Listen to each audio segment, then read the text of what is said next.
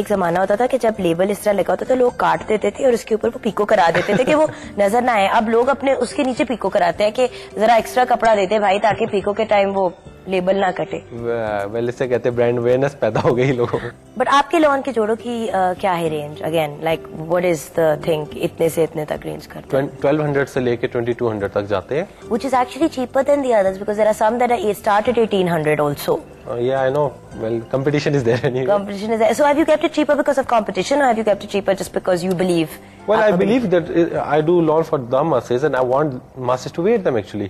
I just don't want the auntie crowd to wear it, the begum crowd. I want everybody जो कि college student जा रही है, university जा रही है, जो एक एक्सक्लूसिव लॉन का जोड़ा, एक एक्सक्लूसिव प्रिंट पसंद कर रही है, वो इस वेट में ना रहे कि जब भी कॉपी होगा और चीपर रेप्लिका में आएगा तो मैं लूँ। अवल तो मेरा प्रिंट को रेप्लिकेट ही नहीं करता। This is a good gesture for me anyway, क्योंकि वो कॉलम के मासेस के अंदर सेल ही नहीं होगा। बट रेप्लिकेट की जहाँ बात होती है तो फॉर एग्जांपल लंदन में किसी ने जोड़ा देखा आपका पहना हुआ एंड दे सेड कि वो ये तो उमर मंसूर का है, रियली नाइस रियली नाइस। एक आती है आंटी, वो कहती है बेटा मुझे भी यही जोड़ा चाहिए, एग्जैक्ट वैसा ही जो तुमने फलां मिसेज व्हाटएवर के लिए बनाया था। वेल फिर फलां के लिए एग्जैक्टली वो चीज नहीं बन पाएगी, कुछ उसमें चेंजेस लानी पड़ेंगी। कलर्स चेंज कर दिए, ऑफ कोर्स कलर्स में थोड़ा सा मोटिव में थोड़ा माइनर से कट में, यानी एग्जैक्टली वो चीज नहीं रहेगी, वो 60% सेम या 70% सेम रह जाएगा, लेकिन वो सेम चीज I don't believe in that actually. जब एक चीज कचोर की जो डेफिनेशन है that's one of peace of art, it doesn't means कि आपने एक सैंपल बना दिया है, लड़कियां ये टू बी ब्राइड्स आ रही हैं और वो पसंद कर रही हैं मुझे इस कलर में साइजेस ले और ये लहंगा बना दें। कचोर की डेफिनेशन खराब हो रही है इस तरह। पाकिस्तान के अंदर इसका फैशन को बजाय एक्सपेंड करने के इसे लिमिट किया जा रहा है इसे एक्सपेंसिव करके। फिर डिजाइनर्स जो कंप्लेन करते हैं कि हमारे कहकशां ये लिबर्टी में रेप्लिकास बिकती हैं, आपको तो अपनी रेप्लिकास के लिए लोगों को इनकरेज करें। जब आपका एक ड्रेस 60,000 के अंदर सेल हो रहा है और लिबर्टी में 10,000 में रेप्लिकेट हो जाएगा तो why won't people go for that? And the point is not everyone has that designer eye where they can tell okay ये फलां for example ये कामयार का जोड़ा नहीं है, they'll be like ओ ये तो कामी का ही जोड़ा है, you know whatever। और जो रेप्लिकेटर्स बैठे हुए हैं वो इतना फिर किस्म का आपको सिर्फ मैगजीन से देख के रेप्लिकेट कर देते हैं, which I personally don't like and I don't encourage, but no, but I understand, you know, you have to respect Umar's honesty here, because at the end of the day I do appreciate your saying कि भाई जब मेरी भी चीज सस्ते में बन सकती है तो एटलीस्ट मैं उतने में बनाऊं कि चलो आप अगर वो 10,000 में बेच रहे तो एटलीस्ट आप अपना 20 में बेचे कि चलो कोई कहे कि भी डिजाइनर नेम के लिए I am paying extra 10,000 exactly for something original rather than paying 50,000 rupees just for a name and the whole actual जोड़ा के बनाना वगैरह cost 10,000 maybe How are you dealing with the price hiking that's happening? Because आप चाहे 150 pound का या 450 या 500 pound का भी अगर जोड़ा किसी के लिए बनाते हैं, जी जी, everything is through the ceiling. The prices have gone crazy. कपड़ा इतना एक्सपेंसिव हो गया है, बहुत से लोगों ने शादी पे अपने पुराने जोड़े मॉडिफाई करके पहनने शुरू कर दिए बिकॉज पैसे नहीं है। बिल्कुल, और बहुत ज्यादा ये इकोनॉमिक रिसेशन आ रहा है जिसकी वजह से थोड़ी प्रॉब्लम आ भी रही है क्योंकि टेक्सटाइल फैमिली आप लोगों को तो बहुत ही मजा आ रहा होगा बहुत ज्यादा स्माइलिंग बट अंदर से दिल रो रहा है वेल हमें वैसे 2-3 दफा देख चुके हैं लास्ट 15 ईयर्स में ऐसे रिसेशंस। मोर और लेस हमारी जो है पॉलिटिकल सिचुएशंस भी ऐसी हो जाती है टाइम्स के, and the stock exchange which is quite non-existent, crashing every now and then is also not helping us very much at all. तो उसकी प्राइस एडजस्टमेंट करनी पड़ती है, लेकिन ये मैं क्वालिटी के ऊपर कॉम्प्रोमाइज नहीं करता। ठीक है, मैं थोड़ा वर्क क्राफ्टमैनशिप पे कॉम्प्रोमाइज कर लूंगा कि मैं उसको लिमिट कर दूं, डिजाइन को इस तरह मैनेज कर लूं, लेकिन ये नहीं कि अगर मैं स्वारोस्किस की जगह फेक राइनस्टोन्स लगाने लग जाऊं because the customer knows what he's paying actually. They have not just the taste but the eye for the quality even.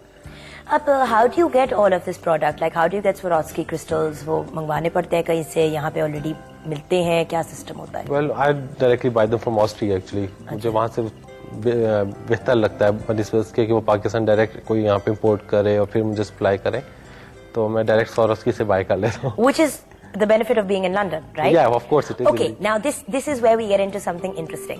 London में रहने के आपको benefits क्या हैं? In terms of पाकिस्तान में भी अगर आप कोई ऑर्डर लेते हैं तो उनको क्या benefit मिलता है from a designer in London? देखिए जी, I have the eye on the latest fashion over there. मुझे 6 महीने पहले पता चल जाता है, we have a consortium of designers जहाँ पे हमें एक थीम बता दी जाती है कि नेक्स्ट कलेक्शन जो पूरा नेक्स्ट सीजन का ट्रेंड आ रहा है वो इस बेस पे आ रहा है, और ना सिर्फ ये कि वो डिजाइनर्स को दी जाती है, वो ऑल सॉर्ट ऑफ स्टोर्स को दे दी जाती है जो ग्रास रूट लेवल को भी टारगेट करते हैं। जैसे अभी चेक्स आ गए, प्लेट्स आ गए, अब आपको बर्बरी से लेके प्राइमार्क तक चेक्स मिलेंगे ठीक है ना, whether you are paying £7 for a shirt or £700. अगर आपके पास क्लासिक वर्सेस मॉडर्न हो तो what style would you go with? Because आजकल इतना ज्यादा फैशन में चेंज ऐसे ऐसे करके आता है कि आप एक जोड़ा एक सीजन का अगले सीजन नहीं पहन सकते, लेट अलोन नेक्स्ट ईयर। तो आपका क्या फिलॉसफी है? Go for classic, man. For sure, classic. So wear things that people will wear continuously. Definitely, they can wear it for like, if they take out the joda after 10 years and they can walk easily with something, and people should ask actually, अच्छा ये बहुत different सा masterpiece है और ये तुमने जो पहना है कहाँ से लिया है, और somebody can say कि हाँ ये मेरा 10 साल पहले मैंने फलान डिजाइनर से लिया है, ये फलान जगह से लिया है। और I always prefer classic style anyway. There's more value for money from the customers and also. अगर आप एक चीज बना देते हैं और 6 महीने बाद कैप्रीज आउट होकर लंबी शलवारें आ जाती हैं और आपने वो कैप्रीज वाला ड्रेस लिया हुआ है समथिंग लाइक 20,000 का, तो 6 months बाद आपका यूजलेस हो गया ना। तो they basically 20,000 rupees down the tube definitely after wearing. और वैसे भी आप एक जोड़ा एक सीजन में कितनी दफा पहन सकते हो? मैक्सिमम 4 times या 5 times यही होता है। वो भी ज्यादा है आजकल तो लोग एक दफा पहनेंगे और फिर अगला किसी और सिटी, किसी और शहर, किसी और मुल्क में पहन के उसके बाद रख देंगे कि भाई अगली बार पहनेंगे। What to you is a classic style in dressing for our part of the world? For us, मतलब क्लासिक क्या है हमारा? क्योंकि देखें, I don't even know what a classic salwar is. okay, yeah, well, classic salwar is always जो कि आजकल वापस आ रही है, वो अपना रीमेक कर रही है। That's उसकी लेंथ है anyway जो 40 इंचेस या 41 इंचेस और 8 इंच का पाइंच है। That's our classic salwar actually. जो एक्सट्रीम पटियाला हो जाती है, एक्सट्रीम टाइट हो जाती हैं, वो हमारे क्लासिक में कभी ना रही है, ना वो हमारे कल्चर का हिस्सा रही है। लेकिन आप थ्रू आउट अगर आप देखें हमारे पुराने ड्रामाज, फिल्म्स वगैरह, उसमें आपको एक टिपिकल शलवार का काट जो 8 इंच का पाइंचा और मीडियम चुनटों वाली शलवार जिसका कहा जाता है लोकल लैंग्वेज में, वो हमारी क्लासिक है। और कमीज? कमीज के अंदर हमारी 40 inches is the classic length. आप देख लें यंगस्टर्स चेंज करती रहेंगी।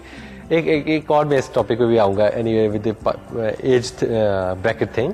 यंगस्टर्स जो हैं वो तो फैशन फॉर अडॉप्ट कर लेती हैं, they have to go to the schools, university, colleges वगैरह। ऑल ऑफ सडन आप देखते हैं बुढ़ी बुढ़ी टांगों पे कैप्रीज पहनी हुई आंटियां, शॉर्ट शर्ट्स पहनी हुई और उनकी एज 50+ होगी। तो वेल दे शुड नो कि एज के साथ फैशन चलता है। On this note, let's take a break. All the aunties out there who wear capris, rethink the situation because Umar Mansoor's got an opinion. वो हम discuss करेंगे एक छोटी सी ब्रेक के बाद। ब्रेक से पहले देखते हैं कुछ क्लिप्स इनके फैशन शोज के, because I don't know if you guys realize this, and if you don't, you really should. By the way, he's on Facebook, so you can add him on Facebook also if you guys are interested. I thought I'd throw that in because he's on my Facebook for sure. You were the first designer to Pakistani designer in the London Fashion Week and Wimbledon Fashion Week also, and a lot of new stuff. So let's talk about that after a short break.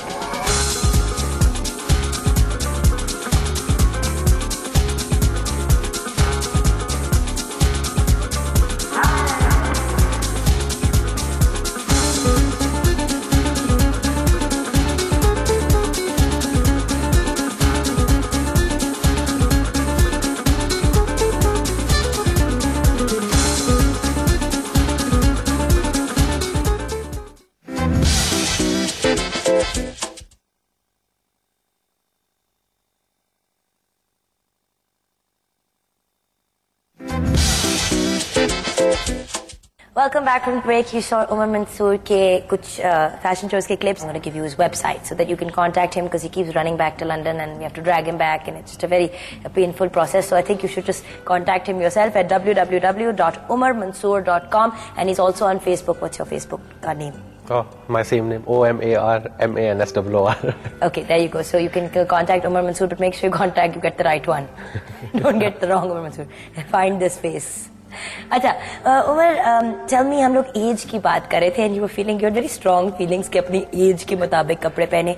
बहुत से designers as के मुताबिक लोगों को नहीं dress करते and I have seen women, you know, I am sorry, when I see a 50+ lady I don't expect her to wear a backless जोड़ा, it just concerns me. Age हमेशा fashion के साथ होना चाहिए और ऑल ओवर द वर्ल्ड जो है हर as sector अपने हिसाब से कलर्स पहनता है, अपने कल्चर के हिसाब से पहनते हैं। हमारे यहाँ रिसेंटली ये हुआ है, हमेशा से जो आंटी क्राउड था वो बड़े क्लासिक, बड़े एलिगेंट और डेलिकेसी से ड्रेस होती थी, लेकिन अब all of sudden I will see them wearing loudy gaudy makeup और बिल्कुल अनवेयरेबल एंड अनबेयरेबल कट्स। तो ये बिल्कुल गलत हो रहा है। इतने इतने लंबे स्लिट्स होंगे, शॉर्ट शर्ट होगी, टाइट एक शलवार टाइप चीज होगी जो बिल्कुल आपके